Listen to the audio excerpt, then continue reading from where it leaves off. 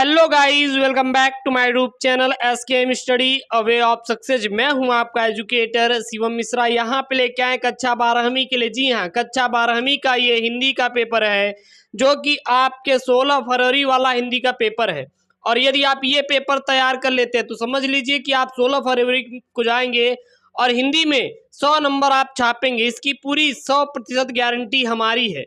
ये जो मैं पेपर हूँ पिछले क्लासेस में करवा दिया हूँ, लेकिन ये मैं पेपर इसलिए आपको दिखा रहा हूँ क्योंकि बहुत इंपॉर्टेंट पेपर होने वाला है। मैं जब एनालिसिस किया तो यह पाया कि यह हर बार क्वेश्चन, यहाँ जो प्रश्न बने हुए हैं यहाँ से हर साल क्वेश्चन बन रहे हैं। सबसे पहले हम लोग बहुविकल्पी इस पेपर को सॉल्व कर लेते हैं। यहाँ पे सबसे पहला प्रश्न है, वासुदेव शरण अग्रवाल की कृति है। वासुदेव शरण अग्रवाल की कृति कौन सी है भाई साहब? माता भूमि है। कौन सी है? माता भूमि है। लेकिन मेरी असफलता के लेखक कौन है? बाबू गुलाब राय हैं। और आधे अधूरे कौन है? मोहन राकेश हैं। आखिरी चट्टान जो है यह भी मोहन राकेश की है। आधे अधूरे मोहन राकेश की, आखिरी चट्टान और यह भी मोहन राकेश की है। लेकिन माता भूमि किसकी है? तो ये आपकी है वासुदेव शरण अग्रवाल की है। मेरी असफलता है बाबू गुलाब राय की है। याद कर लीजिएगा, काफी इंपॉर्टेंट वाला ये मॉडल पेपर है, ठीक है ना। उसके बाद ख वाला क्वेश्चन है। ख क्वेश्चन क्या है यहाँ पे?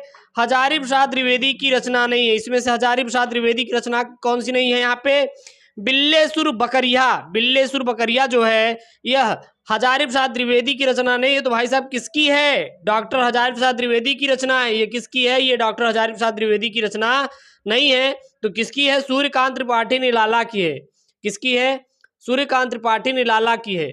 और हिंदी साहित्य की भूमिका और विचार और वितर्क, साहित्य का मर्म, ये सभी हजारी प्रसाद द्विवेदी जी की है, ठीक है ना। उसके बाद यहाँ पे प्रश्न है, प्रोफेसर जी सुंदर रेड्डी की रचना है। प्रोफेसर जी सुंदर रेड्डी की रचना कौन सी है? यहाँ पे आपको बताना है। तो वो है मेरे विचार। मेरे विचार किसकी है? प्रोफेसर सुंदर जी रेड्डी की है। सातवां घोड़ा किसकी है? ये आपकी है धर्मवीर भारती की। और आलवाल अज्ञे की है। मैंने सिर पहुंचाई किसका है? डॉक्टर विद्यानिवास मिश्र का है। अग्नि की उड़ान पुस्तक के रचनाकार कौन है? पूर्व राष्ट्रपति एपीजे अब्दुल कलाम जी हैं। कौन है? एपीजे अब्दुल कलाम जी हैं। प्रोफेसर रेणु की कृति ठुमरी किस विधा पर आधारित है भाई साहब? तो इसका आपको राइट आंसर बताना है। इसका सी ऑप्शन हो जाए, क्या हो जाए? कहानी।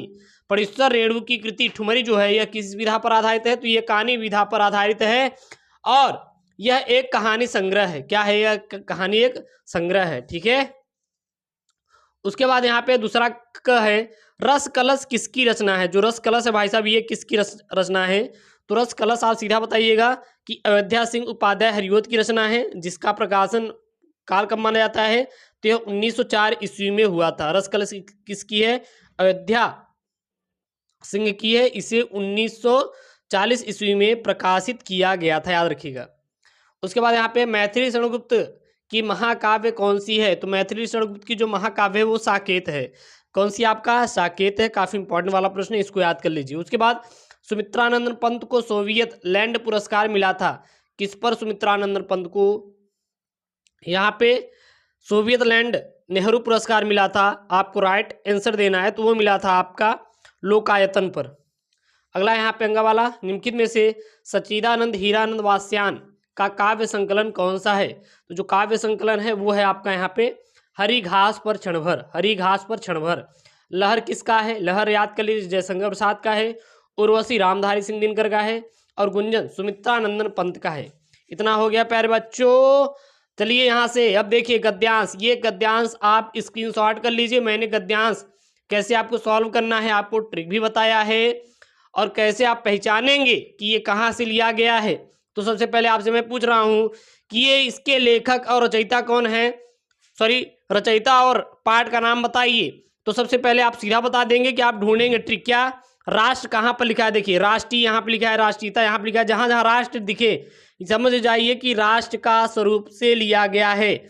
और राष्ट्र के स्वरूप के लेखक कौन है? वासुदेव शरण अग्रवाल हैं। कौन है? वासुदेव शरण अग्रवाल हैं। फिर यहाँ से 5 प्रश्न बने, इसको आप कर लीजिएगा। मैंने ट्रिक भी बताया करने का। उसके बाद ये भी आप स्क्रीनशॉट कर लीजिए, इसको भी सॉल्व करना है क्योंकि काफ़ी इंपॉर्टेंट वाला आपका क्या है यहाँ आप गद्यांश है। इसीलिए यह वीडियो आपके सामने लेकर आया हूँ ताकि आप तैयार कर लीजिए। 16 फरवरी को जाइएगा, ये छाप दीजिएगा, ठीक है ना। 16 फरवरी को जाइएगा, ये छाप दीजिएगा। उसके बाद ये पद्यांश तैयार कर लीजिएगा। पद्यांश के बाद ये आपका क्या है, पद्यांश हो गया। यहाँ पर भी पद्यांश आपको तैयार कर लेना है ये वाला। जीवन परिचय आप लोग तैयार कर लेंगे। जीवन परिचय भाई साहब किसका किसका तैयार करना है देख लीजिए, वो तैयार करेंगे आप लोग। वासुदेव सर अग्रवाल, हजारी प्रसाद द्विवेदी, एपीजे अब्दुल कलाम, इसमें से तीनों का तैयार कर लेंगे, काम हो जाएगा। और आपको कोई अन्य चीज पढ़ने की बिल्कुल जरूरत नहीं है। काफी इंपॉर्टेंट वाला ये पेपर है, ठीक है ना। मैथिली सरगुप्त, महादेव वर्मा, सचिदानंद, हीरानंद, वात्स्यायन का आप लोग तैयार कर ही लिए होंगे। पंचलाइट बहादुर कहानी के सारांश, पंचलाइट कहानी के सारांश, बहादुर कहानी के सारांश तो आप लोग याद कर लिए होंगे, कई बार मैंने पढ़ाया भी है, जाके प्लेलिस्ट से आप देख सकते हैं, ठीक है ना।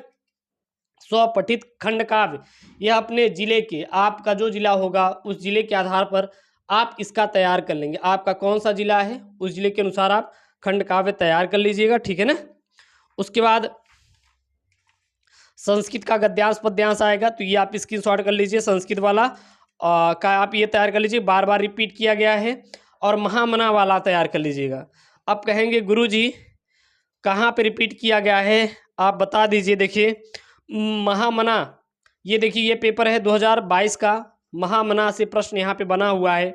महामना से यहाँ पर भी प्रश्न बना हुआ है, देख सकते हैं यहाँ पे महामना से इसमें भी प्रश्न बना हुआ है बार बार।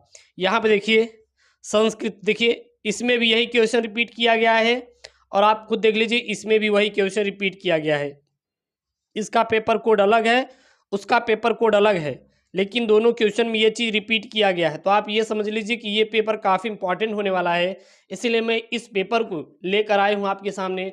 भाई साहब 16 फरवरी को यदि आपका बोर्ड एग्जाम है ना, तो भाई इसको रट के जाइएगा, तैयार करके जाइएगा भाई, इससे बाहर आने वाला क्वेश्चन बिल्कुल भी नहीं है। चलिए अगला हम लोग क्वेश्चन तैयार करते हैं।